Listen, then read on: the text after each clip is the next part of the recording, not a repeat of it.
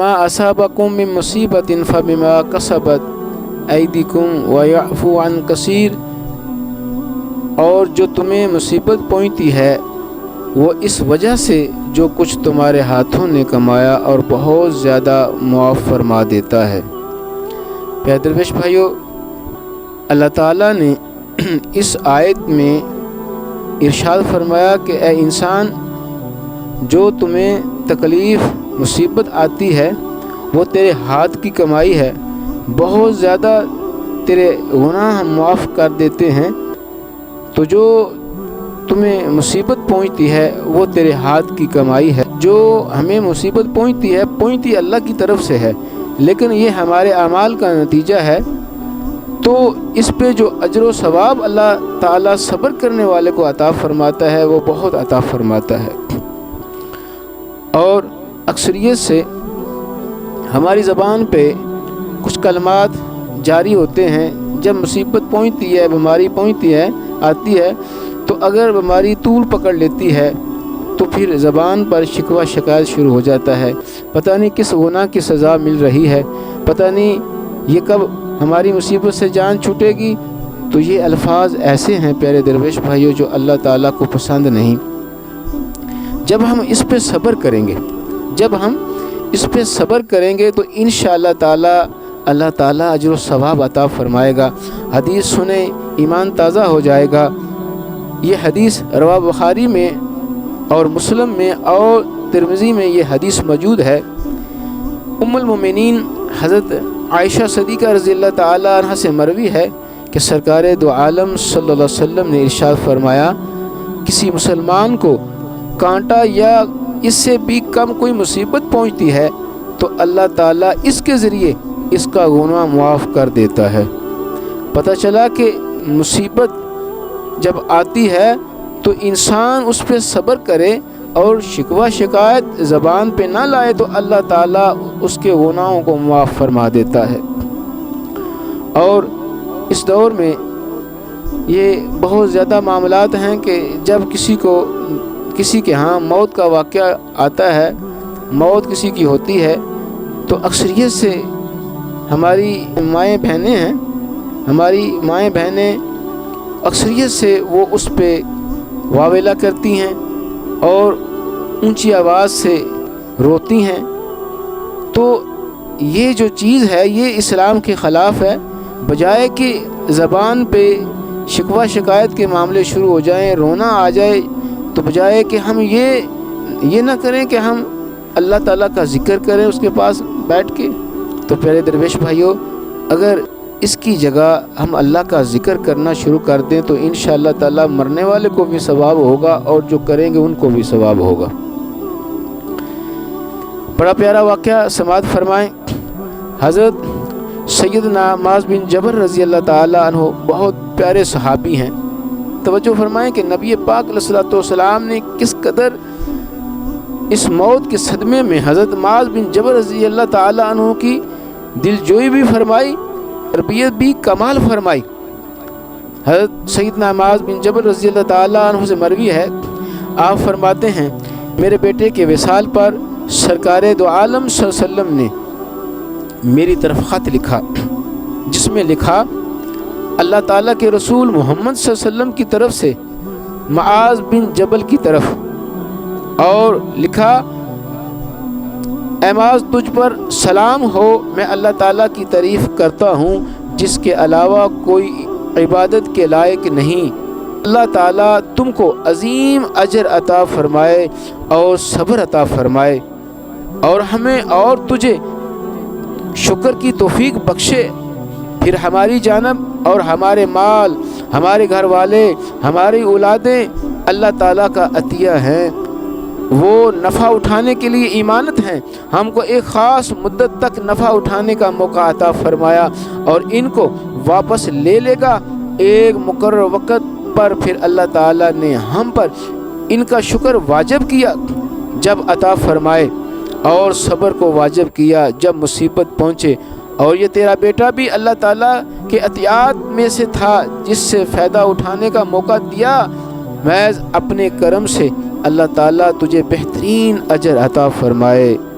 اور اس کو واپس بلا لیا بہت بڑے اجر کے عوض اگر تو صبر کرے اور ثواب کی امید رکھے۔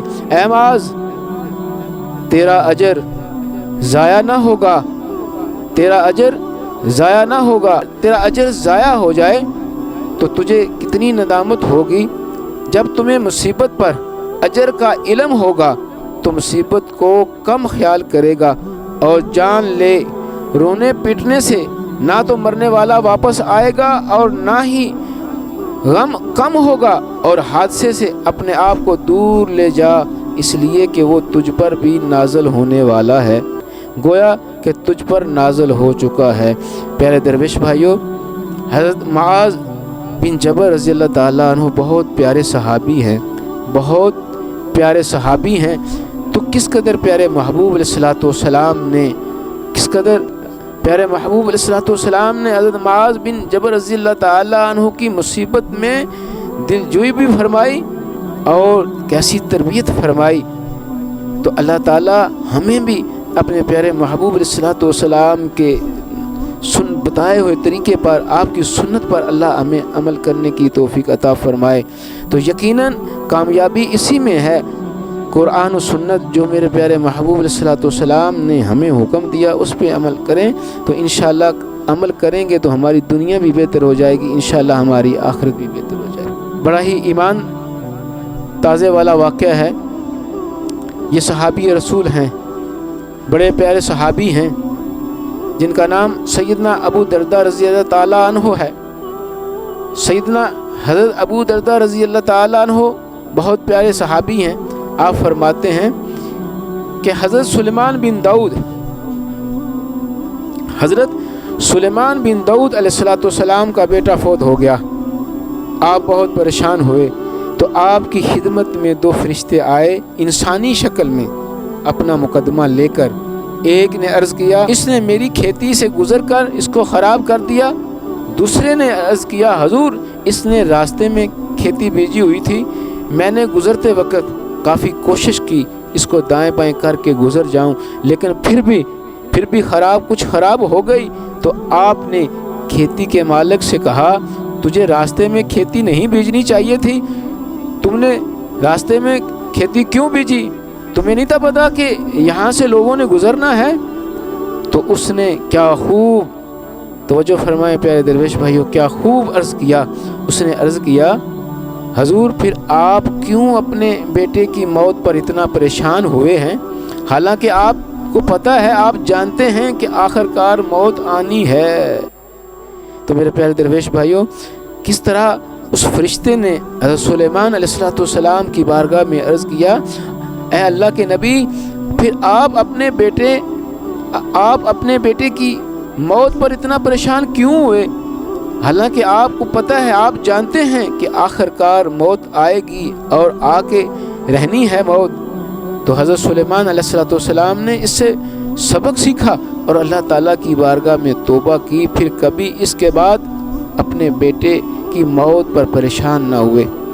تو میرے پیارے درویش بھائیوں، موت ایک ایسی حقیقت، اٹل حقیقت ہے جو آ کے رہے گی، لیکن جب وہ آئے تو اللہ تعالیٰ کی بارگاہ میں دعا ہے کہ اللہ تعالیٰ ہمیں اپنے پیارے محبوب علیہ السلام کے دیے ہوئے طریقے سنت پہ، قرآن و سنت پہ دیے ہوئے طریقے پہ عمل کرنے کی توفیق عطا فرمائے۔ جب موت آتی ہے تو ہماری زبانوں پہ عجیب الفاظ جاری ہو جاتے ہیں۔ تو پیارے درویش بھائیوں، یہ الفاظ عموماً ہوتے ہیں کہ اگر کوئی مرد فوت ہو گیا، اس کے پیچھے بچے ہیں، تو پھر وہ زبان پہ الفاظ ایسے آتے ہیں کہ ان کا کیا بنے گا، یہ کیسے زندگی گزاریں گے۔ تو پیارے درویش بھائیوں، اللہ تعالیٰ ان کی حفاظت کرنے والا ہے، اللہ تمہیں اور ان کو روزی دینے والا ہے۔ تو جب ہم اللہ تعالیٰ پر توکل کریں گے، بھروسہ کریں گے، تو انشاءاللہ تعالیٰ اللہ تعالیٰ ہمیں اپنی رحمت سے، اپنے فضل سے نوازے گا۔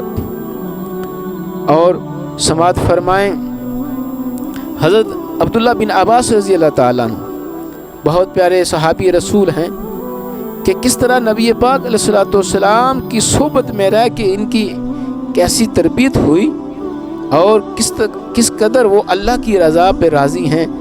سنیں گے تو ایمان تازہ ہو جائے گا۔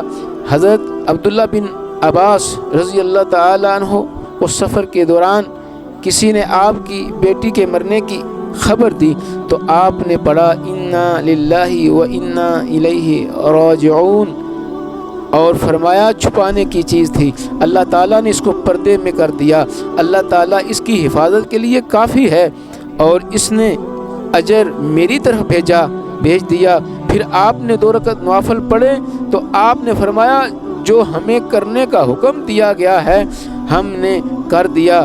آپ نے پھر یہ آیت پڑھی وَاسْتَعِينُوا بِالصَّبْرِ وَالصَّلَاةِ، مدد چاہو صبر سے اور نماز سے۔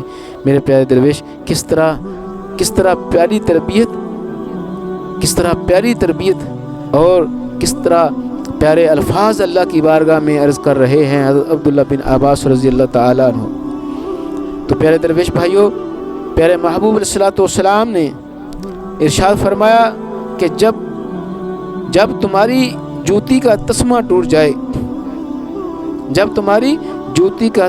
ٹوٹ جائے، اس وقت بھی پڑھو انا للہ و انا الیہ راجعون، کیونکہ وہ مصیبتوں میں سے ایک مصیبت ہے۔ دعا ہے کہ اللہ تعالی ہم کو مصیبت میں صبر کرنے کی توفیق عطا فرمائے، اور جتنا مرضی صدمہ آ جائے اللہ تعالی ہم کو استقامت عطا فرمائے کہ ہم اپنے پیارے محبوب علیہ الصلوۃ والسلام کی سنت پر عمل کریں۔ اس سے ہماری دنیا بھی بہتر ہوگی، ہماری آخرت بھی بہتر ہوگی۔